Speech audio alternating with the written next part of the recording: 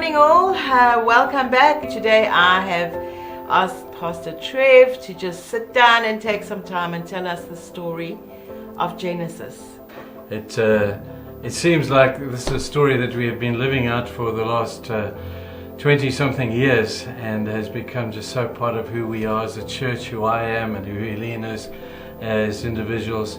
But it's a real privilege just to share this, but we share it in light of what God has done. And God is the one who's orchestrated this. He's the one who's birthed it. He's the one who sustained it. And we just have been so privileged to be able to share in this community with our Genesis story. But to begin, just to say thanks to everybody. And there are so many people who've made this story real. They've all played a part. They've all been intricately involved, to some large, to some lesser extent. So I just want to acknowledge them from the outset. But in early 2000, our church was very small back then. We were faced with a particular challenge. Helene and I had been in the church just for a short while. We still met back in the old chapel there.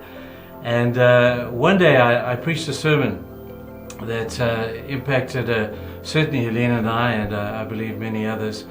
But in our small little congregation, I asked the question simply to say, if our church was uplifted from this community overnight, how long would it take the community to know that we were gone?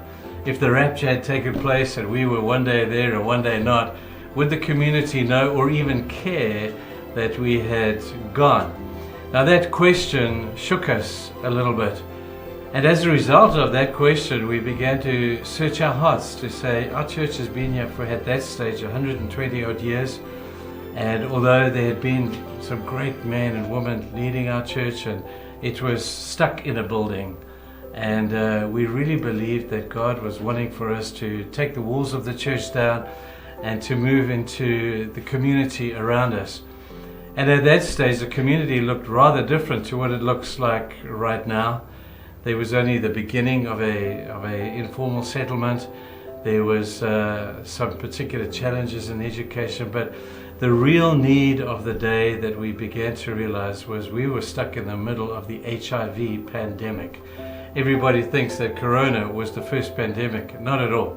HIV was a far greater and more impacting pandemic than Corona ever was for us. And we began to try and answer that question. How would the community know that we were there if we had gone? And we began to look around and to say, well, we need to make an impact. We need to do something outside of the walls of the church to be able to do something that would be uplifting to our community. God began to work in our hearts through different circumstances. And back then there was a young man in our congregation who had HIV. And one day his parents came to me and said, our son is dying of HIV. Would I be willing to meet with him? And so I did. I went off and I met this young man. I wasn't sure what I was going to say to him. This was the first time I'd done something really quite like this.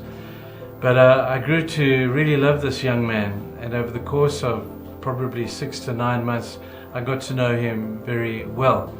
But what was intriguing, that this young man had a real desire to know God. He knew that there was more to life than this life. And now he was faced with the end of his life. What was he going to do? So I had the privilege of leading him to Christ, and I was with him on the day that he died. In Sheppey Hospital, it was just him and me and the doctor in the ward. His parents were outside, and I watched this young man die of HIV, and it completely broke me. It changed my life. You know, there are certain times in your life where you have something that happens that shapes the person you are. And in many people's lives, they only have 5 or 6 of these incidents. But for me, this was one of those. And I watched this kid die, and I realized that this was just terrible. And I left that hospital angry at HIV, angry that there was no place for these people to be cared for. And as a result, God used that moment to kind of shape who I was, and the impact began to flow through Helene and I into our congregation. Now, we didn't sit and plan and have a big vision that this was what Genesis was going to be. All we knew was we had to do something for the next person that we found with HIV. And so it started with just one young man. I then rallied a few friends. Some great guys came on board and listened to our story, and we began to brainstorm ideas as to what we could do in light of the HIV pandemic. And what we came up with was that we needed a place where these guys and these ladies could come and die with dignity, where they could come and have the message of the gospel proclaimed to them, give them an opportunity to find Christ. And we came up with this idea of having a care center, kind of like a hospice kind of arrangement. And but at that stage, the church didn't have the money for this. The church was very small. All we had was a vision for this, but a beautiful piece of ground. The church council were very gracious to allocate a piece of ground to us where the center stands right now. And God began to bless this as we put that first brick in the ground. I need to explain that. You know, there's a lot of people with good ideas, plenty. I'm sure everybody's got a good idea as to how to save the world and what we need to do. But until somebody puts the first brick in the ground, nothing's going to happen. Nothing happens. But we found ourselves in a position to be able to put just that first brick in the ground. We didn't have enough finance to build this thing. We just had enough finance for the first brick.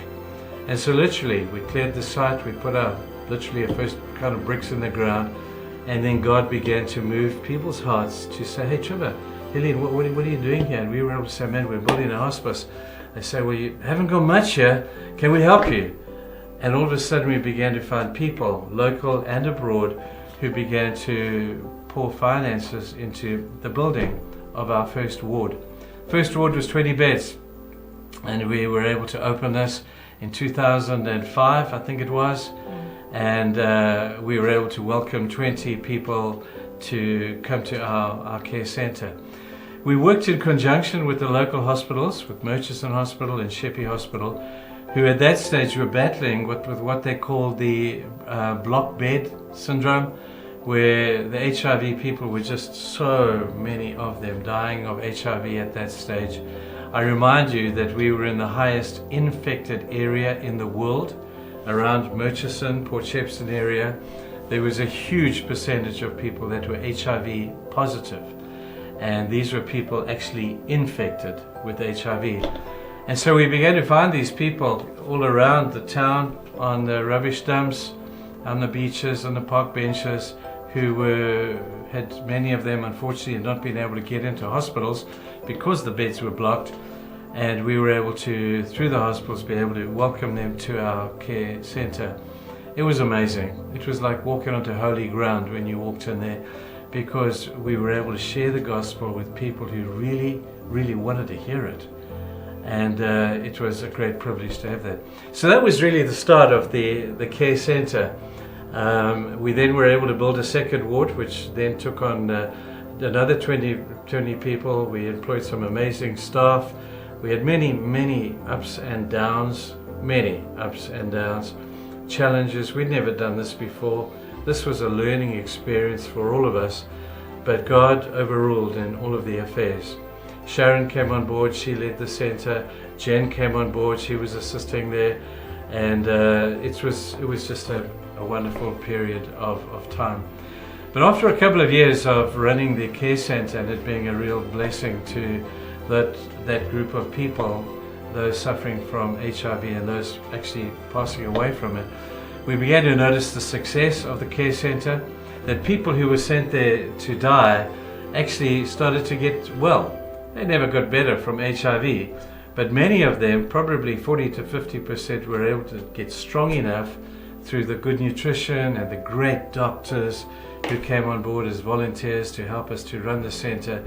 And many of them were able to go home with having found Christ, many of them, and at least finish their lives well. Didn't cure the HIV, but at least gave them a great future for the last phase of their lives. We were so blown away by the privilege of doing that. But the objective of the care centre was not trying to fix AIDS. We're never going to do that. but was just a means to the end of sharing Jesus with people. You know, see, if all we do is just give people a better life, then we've missed the point. We don't want to just give people a better life. We want those people to find Christ. And that's what the objective was. And fortunately, many did. And I do not say this facetiously, but today in heaven, there are probably more people in heaven today because of the work of that care center than any other ministry in this church. And I say that with great respect to all the other ministries as well. But the care center was a great beginning. But then one day we began to think, well, the care center is great. We're loving doing this thing. What's the next step? And we began to look at some of the teenagers in the area, and we noticed that there was drugs, there was gangs, there was just plain boredom out there in the communities. And we thought, well, how can we get these kids into a place where they're HIV aware, they're HIV protected, because with boredom comes all the stuff that HIV brings with it. So I found an old abandoned building down in Millwood, close to here, and I thought, let's open a gym. So I got a couple of guys together. We took my old gym equipment down. Another man in the congregation donated his second-hand equipment, and we found this old abandoned building, managed to get a lease on that building. Some folk were able to help us to kind of get it in order. It had been totally trashed. There was no windows, there was no plumbing, there was no electricity, there was just a shell. But we had our gym equipment in there. And all of a sudden we found all these teenage boys beginning to show an interest. And they began to come off the streets. They began to pour into this gym. Then we had a young man, William, came on board, and then a real hero to us, Steve Flipper, was an American missionary. He was loud, he was big, and he made such an impact on our young people in the town. And Steve took an active interest in the gym. And we'd go down in the afternoons and Steve would be sharing the gospel with people, and we'd be doing all the exercises and bringing these kids in. And so many kids turned their lives over to Christ as a result of the ministry of this gym. The drug lords began to leave town. The kids began to take ownership and really worked hard in this little old rundown gym. And then one day I had a call from my friend who was part of the Willow Creek Association to say that he had a pastor in town from a church in the United States, from Lake Point Church. And he said that this pastor was in town with a friend and wanted to know if I could have some coffee with him. So into my office walked Steve Stroop and one of his elders, Ken Hickman, and they wanted to see what we were doing. So I showed them the care center, and they were so gracious and kind. I took them down to the gym, and I was so proud of our makeshift gym. And those two men put us on the American map, basically, through the help of Jerry Couchman and Janine there through Willow Creek. We were just blessed to build an association with these people. And so that's began the journey of our gyms. Steve and Ken made a generous contribution to help us with more equipment, and our gyms began to grow. And then Virgin Active got involved, and we're so grateful to them.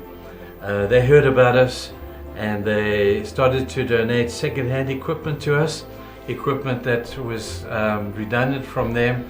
And they would phone us and say, hey, we're refurbishing a gym. We've got a gym full of equipment. Do you want it? And so we'd rally the troops. We'd get some big trucks. We'd get all our friends together, and we'd go and collect all this gym equipment. And they were just unbelievably generous. And so it was a very simple job. We found an abandoned building. We put gym equipment in there. We trained up gym instructors, and we opened another gym. And so our gym movement began to roll out.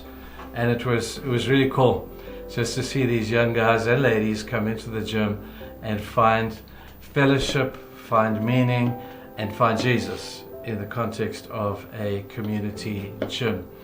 We still have gyms going all over. We've got numbers of them around the country now, which has just been amazing. We have 2 down in the Cape. We have a whole bunch around here, and it just meets the needs of those teenage young folk. But out of that, we had the opportunity to give birth to another ministry. You see, when we had the gym running down here, one day Helene and Candace, my daughter, came down to the gym, and they noticed that there were a lot of young children sitting outside the gym, and because they were too young to come to gym. And at that stage in the history of the country, there were so many young teenagers who were the head of homes because their parents had died. So these brothers would bring their little siblings to the gym. Kids would play outside while brother went to gym. And Candace and Helene came up with this idea of starting a reading room. A reading room is exactly that. It's a place where primary school kids, preschool kids can come in the afternoon. It's a safe place. It's a place where young kids can come and do their homework, get to play games, sing songs, hear Bible stories. And I kind of describe it as like holiday Bible club every day of the week. It was really high energy. And so we took a little side room off the gym, and we opened our first reading room. Candace rallied some of the troops from the church. Len and Gary and a whole bunch of really cool volunteers got on board. The teenagers in our church got excited about this, and through an organization that they Candace started called Seeds, which was simply taking the ministry of the gospel into areas, seeing a need and doing something about it, was basically what Seeds was all about. The reading room began to grow. It was very relevant at that particular time, and indeed still is. But as a result of all these ministries, one ministry has kind of led to another. Over the course of the years, we found an abandoned youth center up in Murchison. A couple of churches got on board, helped us to renovate that. We put a gym in there. We opened a reading room there. Feeding schemes and creches and clinics have all come out of these wonderful people who have helped us to facilitate this growth.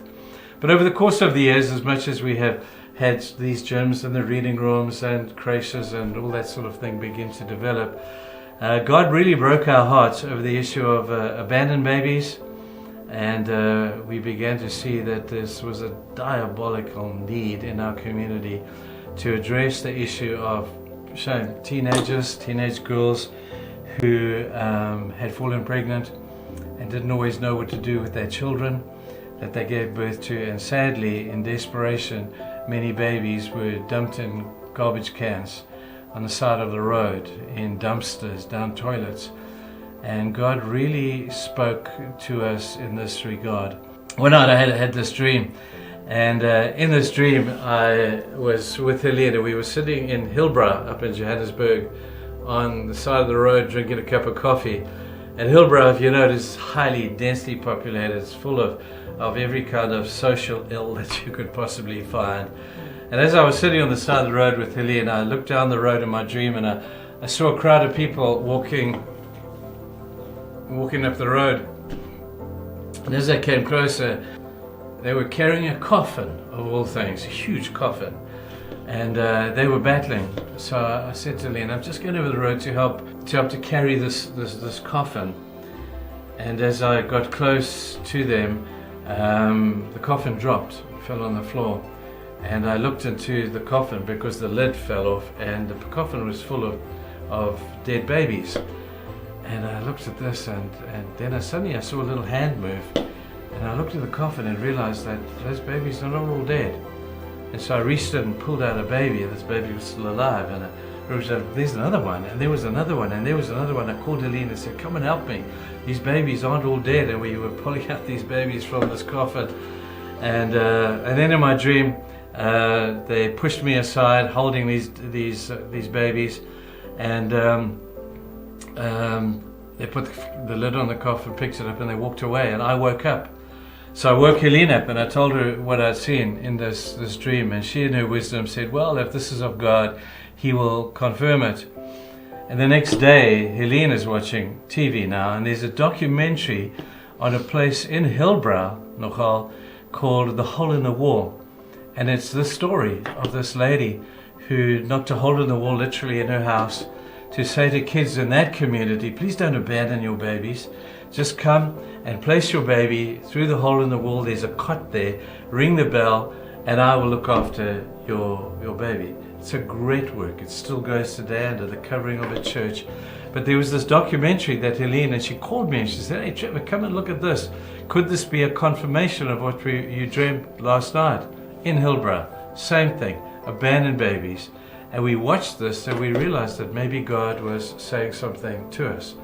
I think it was the next day or very soon afterwards, I had a call from a funding, a lotto funding thing in Durban, who had a project in Port Shepstone that had not worked. And they phoned and said, "Listen, we've heard about what you guys are doing, and we have this big old house in Port Shepstone that is now not being used.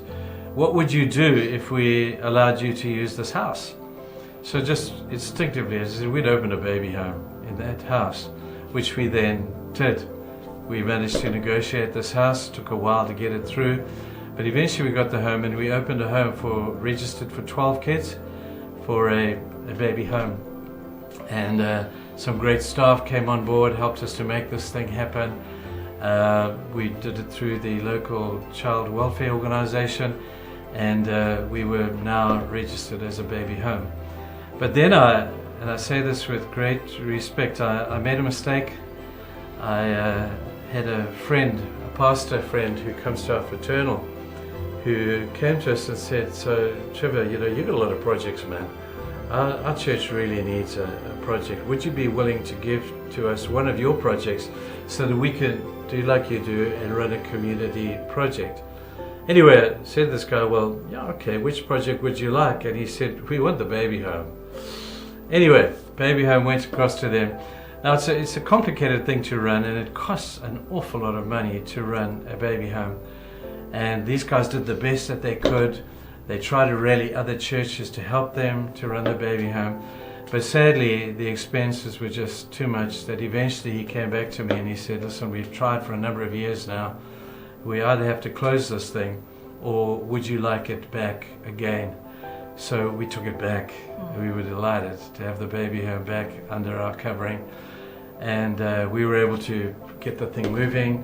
We got it registered for 20 children, and we loved that baby home.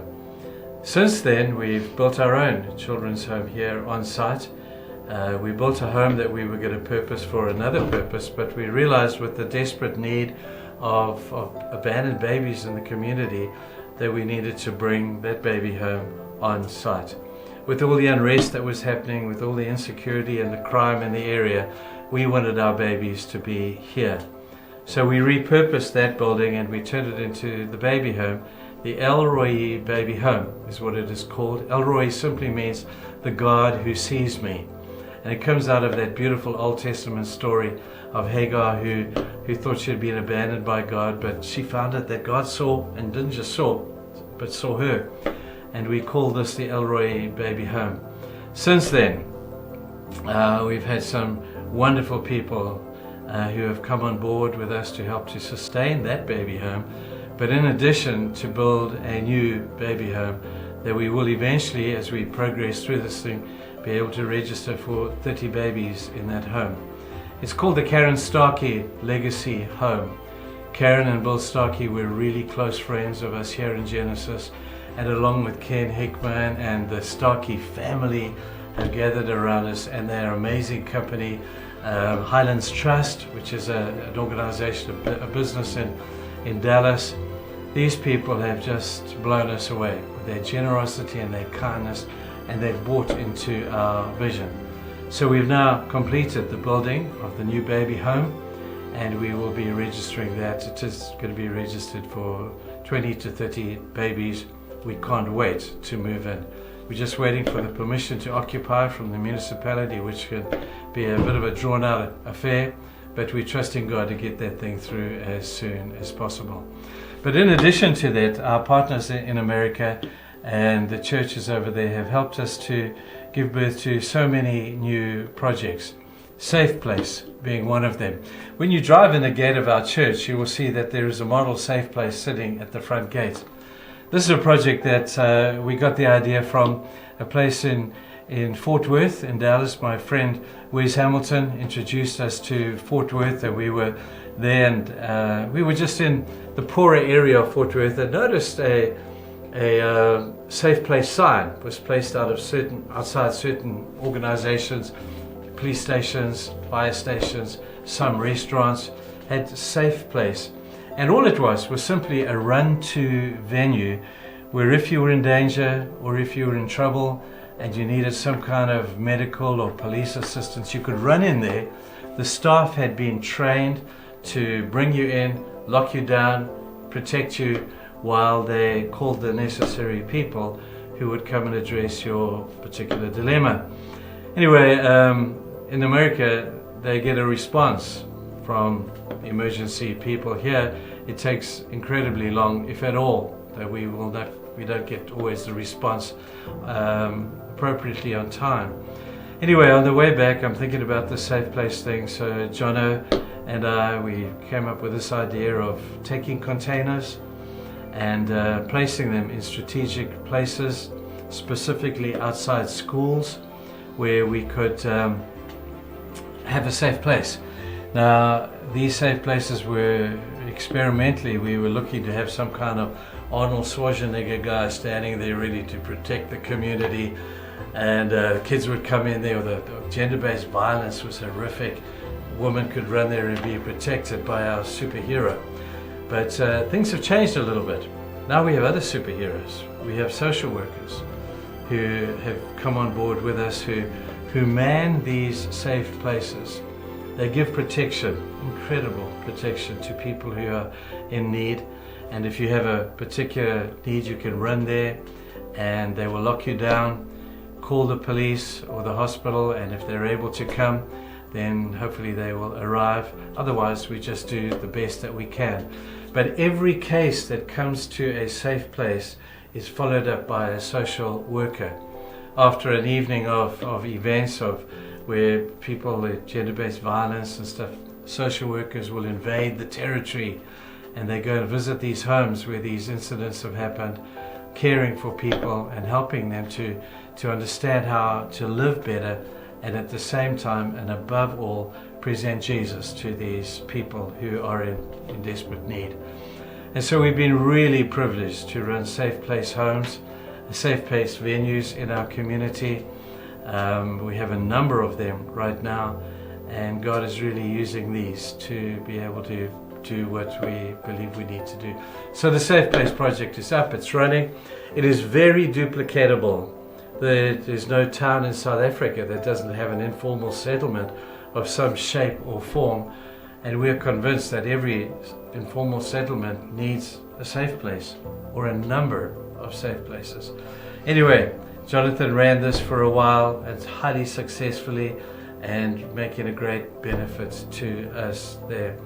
But over the course of time, Genesis has grown, the staff has grown. We're privileged to have Billy on board now, Jonathan as our operational director, and Lynn Brackley, who's been part of the team of Genesis along with Gary over the course of many years, just shaping themselves according to the need, and we continue to do that.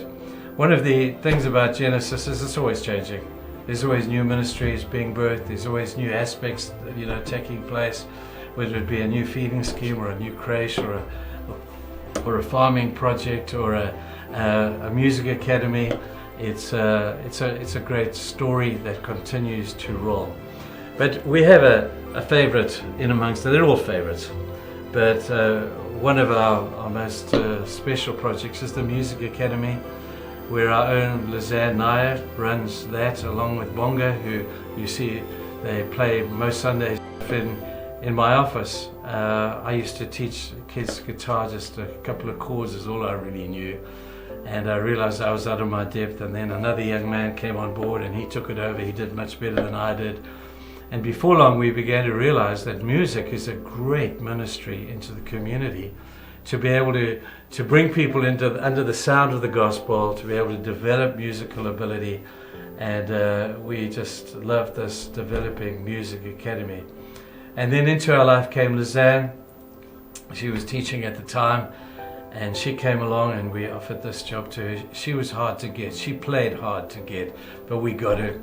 And now the Music Academy has really developed, and she has got some great volunteers who've come on board to help to run music, to teach choirs, to teach music, and at the same time to share Jesus with young people and older people at the same time.